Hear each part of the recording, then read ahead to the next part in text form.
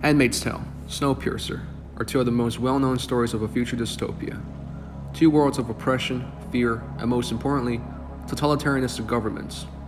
Today, let's take a deep dive into the theme of dystopia and explore these two well-crafted pieces of work to determine their differences as well as their similarities. Finally, to answer the question, how do the differences between Atwood and Bong Joon-ho's fictional dystopia present and develop the themes of social hierarchy, oppression, and survival? Upon first impression of The Handmaid's Tale and The Snowpiercer, one of the most similar aspects of the world is the class system involved. A system of dividing people into different levels of hierarchy, which some are more superior than the others. In Atwood's dystopia, the Republic of Gilead is ruled under a system of patriarchy. Men are always on top. The commanders, the eyes, are at constant superiority, where they are served by women through pressuring them into submission. Women are separated into different classes based on their physical properties. Those who are kind and pretty gets to be the wives, which perhaps is the more privileged position compared to the others. Those who are fertile are the handmaids, responsible for giving birth to the commander's children. And finally, those who have neither of those qualities gets to be the Marthas, who are in charge of cleaning, cooking, and etc. The three major classes are all intentionally written to be based on men's expectation of women: look pretty, produce children, and do the house chores, some of the most typical requirements of women in a fundamental relationship. Just like how June describes it, we're two-legged wombs, that's all, sacred vessels, umbilatory calluses. Women understand well enough that they're purely valued based on what they can provide for men, rather than their individuality. Atwood did a fantastic job on creating this idea by dehumanizing the people within the hierarchy. By color-coding each category of people, it ultimately removes any freedom of self-expression, removing the basics of their humanity. The statement is also reinforced through the author's use of description, and I quote, "One kneeling woman in red, one seated woman in blue, two in green, standing, a solitary man, thin-faced, in the background." Instead of directly naming these people in her surroundings, she chooses to present them by their colors, their roles, a symbolic representation that the identities of these people no longer matters, and it's their function in society that are truly valued, not their appearance, their personality, or who they are, because in the system, they are no longer people, rather gears in a machine. Similarly, in The Snowpiercer, the blank facial expression shown on the train guards as they slaughter the tail passengers shows how little they care about the people, and also how inhumane they've become. Again, the hierarchy dehumanizes these people. From their actions and their appearances, they're no more than masked, cold-blooded killing machines. Despite both talking about social hierarchy, however, Atwood chooses to focus her dystopia from a feminist aspect where women are the main victims of oppression. Bong Joon-ho, on the other hand, focuses the unjust nature of capitalistic societies, where the poor are the victim. In The Snowpiercer, classes are separated based on the tickets the passengers bought before boarding the train. This could be a symbolism of their financial status, as those who couldn't afford a first-class ticket eventually end up on the worst part of the train. The poor have to work constantly on the back engine in order to keep the train functioning, while the rich may enjoy themselves with luxuries and their narcissistic lifestyles at the front. This ultimately reflects the dark side of capitalism, as money dictates the lifestyles which these people can have. It is possible that Wilford, the train owner, represents the 1%, while the rest are the 99%. Bong Joon-ho is able to demonstrate the gap with his excellent use of environmental settings. As the group makes their way forward to the frontal parts of the train, we can see the massive distinctions between the people's clothing, food, facilities, and even the lighting, from a dark, rusty cage to a colorful, bright scenery. The massive gap between the two levels of wealth shows the inequality of our society, and due to the numbers of those at the back, their lives have become insignificant and nothing more than just livestocks. This heavy reliance on the lower classes made the system unjust, and it points out the many consequences of capitalism that we do not usually see. However, a point that contradicts the theory of the system being capitalistic can also be made. The main argument is that none of the passengers have any individual economic mobility, an essential component of capitalism. Everyone's permanently placed into their position and could neither move forward or backwards. Unlike in the real world, the freedom of class shifting is somewhat possible, although difficult, but still possible. But on The Snowpiercer, the basic freedom of economic mobility has been taken away, and the concept of the people's preordained position is introduced instead. All of us on this train of life remain in our allotted station. We must each of us occupy our preordained particular position. It is also arguable that the system of the train is actually totalitarianistic. There is no individual freedom, no working currency, only their destined lives fixed by the authority. There is only one who's on top, Wilford, who constantly abuses his power over those at the back to keep the system functioning. Wilford's lack of sympathy towards the back passengers is later evident through his use of child labor to replace machine parts, a classic Bong Joon-ho styled movie technique that pushes the element of surprise to its maximum potential. The semi-use of this idea is also shown when the tail passengers makes a petrifying discovery of what they've been eating: cockroaches. It was truly a horrific sight to behold, but it sends a loud message of how cruel the authority can be and how mistreated the tail passengers are. Wilford's long oversight of the train has made him ignorant of the passengers' morale and has prioritized dedicating everything to keep the engine running. And perhaps it's the inevitable fate of the people within the system that makes the dystopia so familiar to the Handmaid's Tales. No matter how much people fight for equality, the strong always dominates the weak, and those who have more power are determined to abuse those who don't. The rich against the poor, men against women, higher class against the lower class, authority against the people. It's the same unchanged cycle of human nature that is presented in both works of dystopia, and it's what makes them so convincing, seeing how everything reflects to today's society. What makes the two dystopian societies truly dystopian is the oppression, the ultimate key towards every dystopia. Oppression works both ways in the world of the Snowpiercer and the Handmaid's Tale. They can be both psychological and physical. One of the main forms of oppression is through propaganda, which plays a huge role in creating the immersiveness of the dystopian society.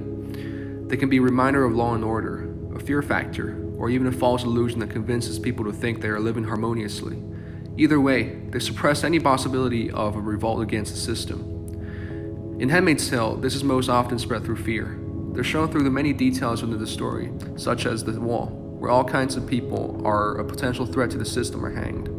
These threats can be abortion doctors, homosexuals, or priests who are against Gilead's exclusive fundamental Christian beliefs.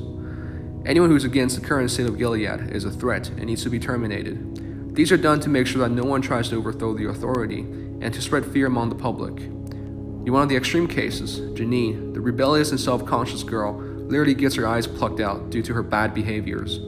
This act serves more than just a punishment, but rather a demonstration of the potential violence that could bestow on the rest if they try to be different or try to disobey the rules. In the Snowpiercer, a similar way of punishment is shown in the iconic frozen arm scene. With countless people witnessing the punishment, they can only sit and watch helplessly as the image of the man's arm shattering haunts them. Again, this is another demonstration of the consequence of breaking the order. This violent imagery presented by both authors is what makes their world feel so suffocating. It shows the audience that the authority is not to be challenged, and just how heavy the punishments can be. It puts the viewer and the readers at a constant unease, and sees just how limited the characters' options are. Of course, not all propaganda has to be threatening. This is where Snowpiercer and the Handmaid's Tale becomes different from each other. Propaganda takes place in the institutionalized education provided in both worlds. In Handmaid's Tale, the handmaids are constantly reminded of how they should act and behave, and how privileged they are to be gifted with fertility. The aunts would sugarcoat the reality and give the handmaids a false illusion of comfort. A similar character exists in the Snowpiercer, Minister Mason, the public spokesperson. Instead of sugarcoating the reality, however, she instead commands the people to accept them, and to know where they belong. You wear a shoe on your head. Of course you wouldn't wear a shoe on your head. A shoe doesn't belong on your head. A shoe belongs on your foot. A hat belongs on your head. I am a hat. You are a shoe. I belong on the head. You belong on the foot. Yes, so it is. Mason continuously states her presence of authority by symbolizing herself as a hat, and the tail passengers as shoes, clarifying that her position is higher above. She would repeat the concept of the preordained position to reinforce her statement that no one can change their status within the system, or shall face the consequence by all means necessary. Propaganda also takes place in children's education, later revealed in the classroom carriage. I heard old tale sectioners were lazy dogs who spent all day in their own shit. No. Mr. Wilford invent to protect the chosen from that calamity? Yeah! Rumble, rumble, rattle, rattle, it will never die!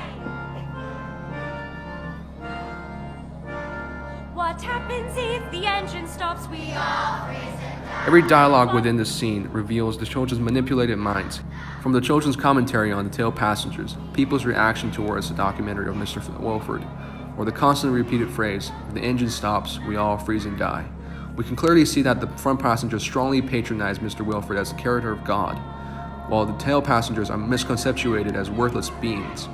It is assumable that almost everyone has been indoctrinated in some ways that they would show such loyalty to the system.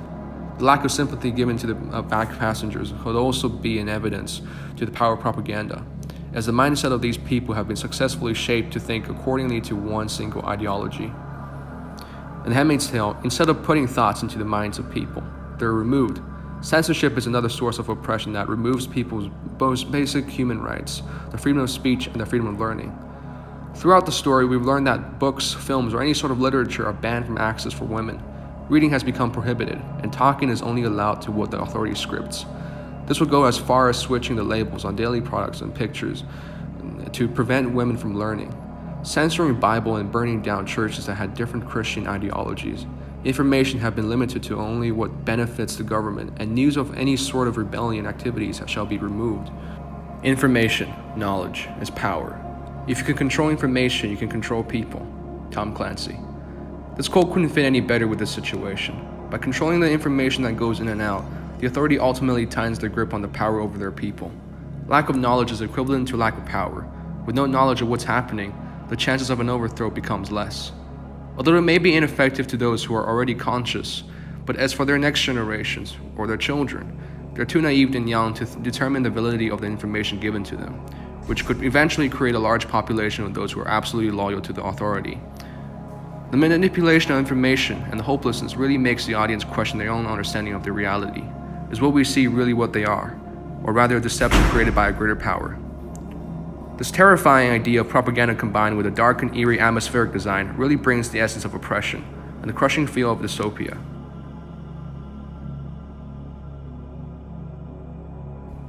Survival is the theme that ties everything together. The initial goal of a dystopian society is to provide a sustainable environment for everyone to survive. Although it may not benefit everyone or bring the best public morale, it somewhat works when it comes to keeping the system functioning. What perhaps truly separates the Snowpiercer and the Handmaid's Tale is that Snowpiercer has actually introduced the importance of the system.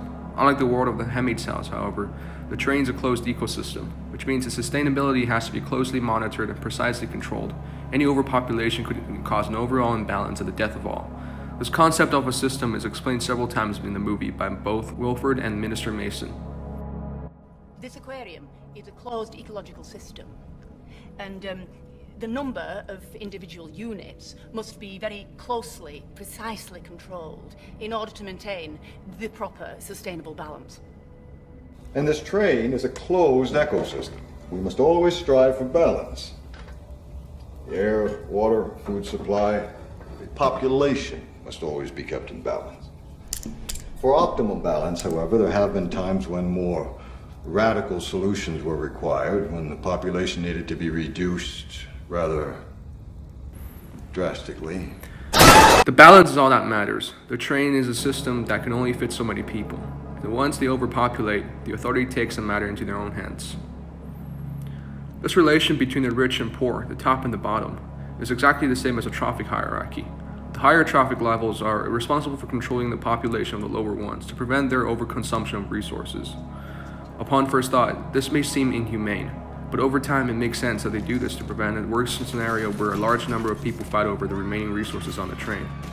Compared to that, mass killing seems more civilized.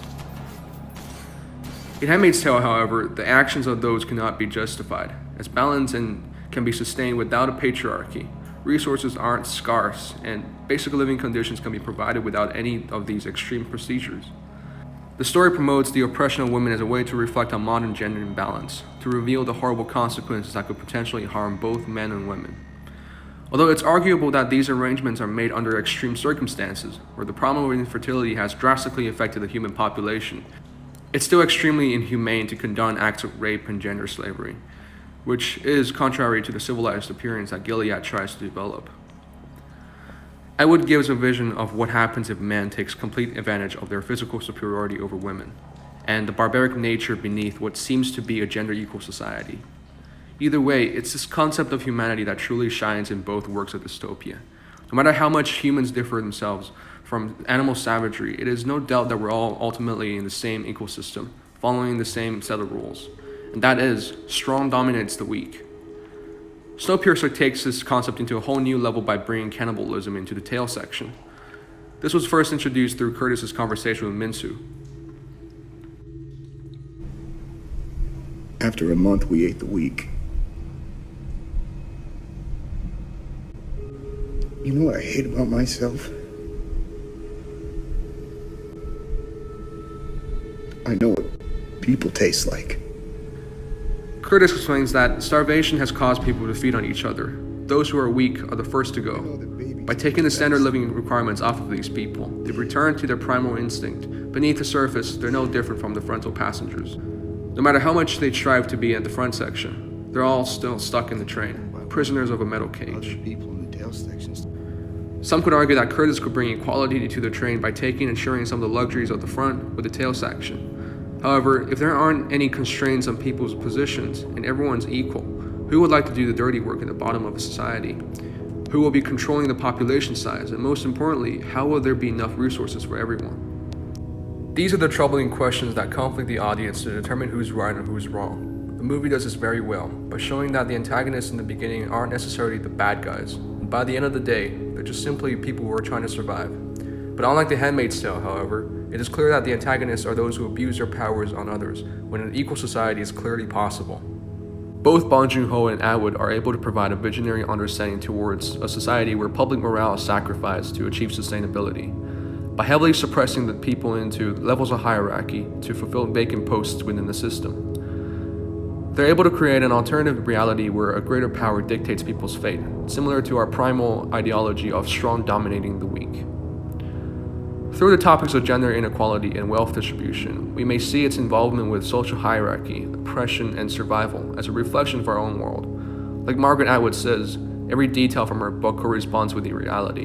From each aspect within the stories, we see the unjustified imperfections of our own world, and that, I believe, is what makes these fictional dystopias so powerful and memorable.